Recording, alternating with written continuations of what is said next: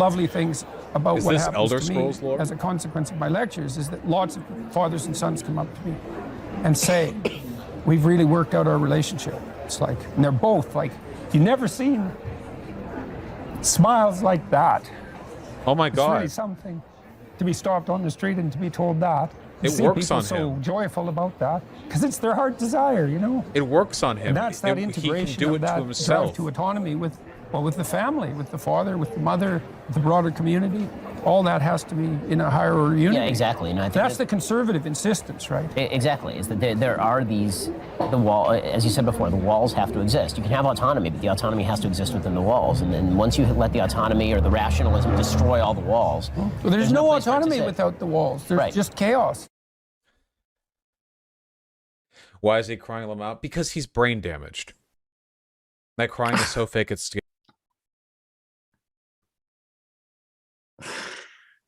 You like that? He's crying because he's had very personal experiences where very happy people have come up to him and said, Dr. Peterson, you've changed my life for the better. Okay. A clinical psychologist. Why do people become clinical psychologists? To help people. To help people become better. Yeah. And he's had people come up to him and saying, listen, your lectures, which have reached more people than you ever could as a clinical psychologist, have healed my relationship with my father or my family. Yeah. Okay. And you're saying, why is he crying? Yeah, no doubt. Why is a person crying that they've accomplished or are accomplishing major life goals for them that are their main motivating factors in life? I don't know. You tell me. Yeah, exactly. You tell me.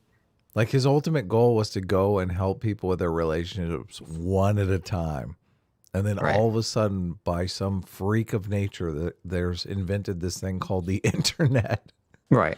And you achieve your goal like a millionfold.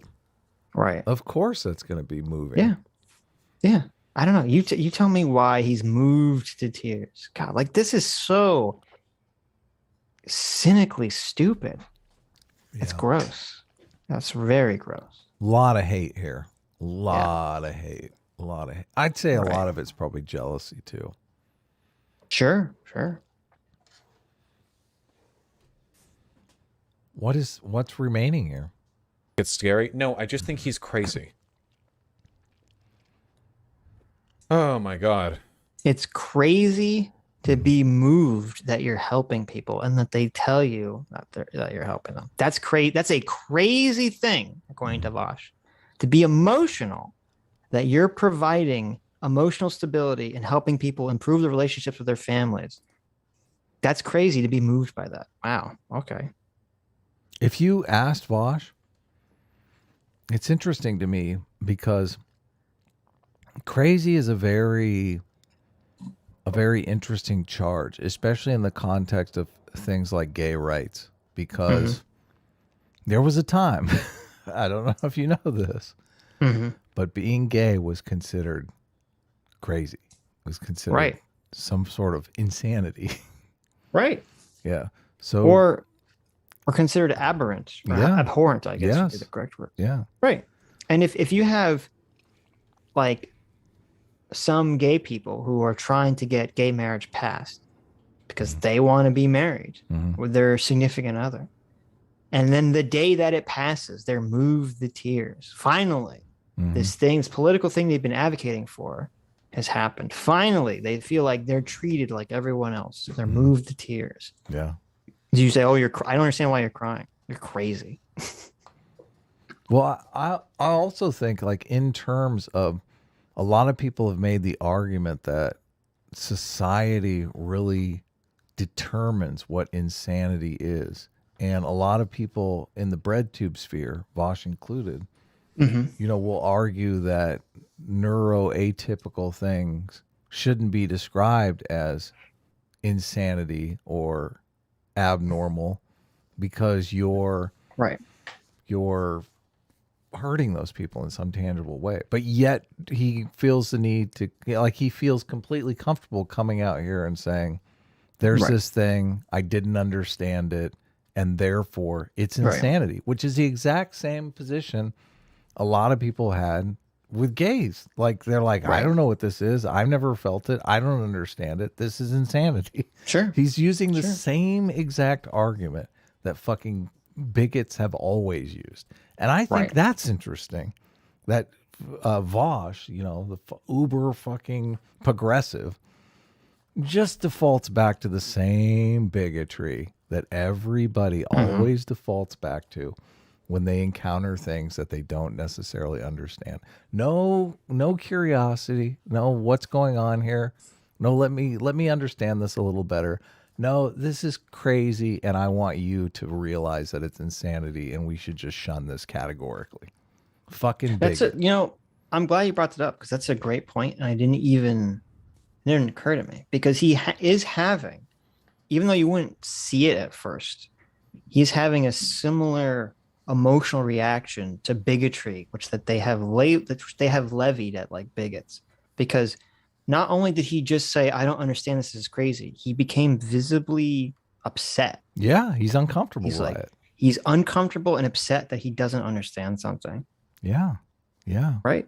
And that's always what they would always hurl that accusation at bigots. Oh, you know, the bigot is uncomfortable. You know, the homophobe is uncomfortable. He doesn't understand something, and thus it makes him angry. Yeah. No. And thus he becomes the homophobe. Right. You're right. That's a very similar process to what's happening here. Yeah. It's interesting. Yeah.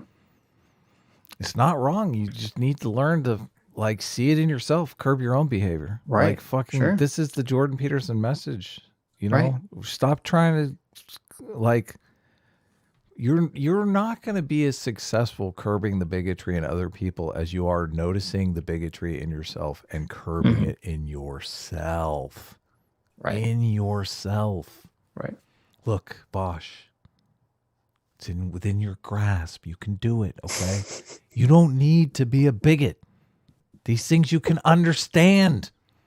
You're at the beginning of your journey, okay? That's right. It's a long, arduous road to truth, okay? You can do it, though. We believe in you.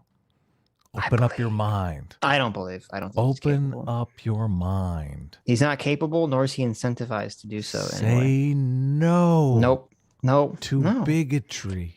It's listen, being a tribalist. Yes. Okay. Which is I get to be form of insanity. Right. Which is to be bigoted to people outside of my tribe. As long as I make that tribe like conservatives or cis white males or something society is deemed as acceptable. Okay. Then I can get away with my bigotry and it's totally fine. Yeah. No. Everyone's looking to rationalize their bigotry. I don't know why we have to live in a world with bigotry, Sitch. I believe in a world without bigotry, okay?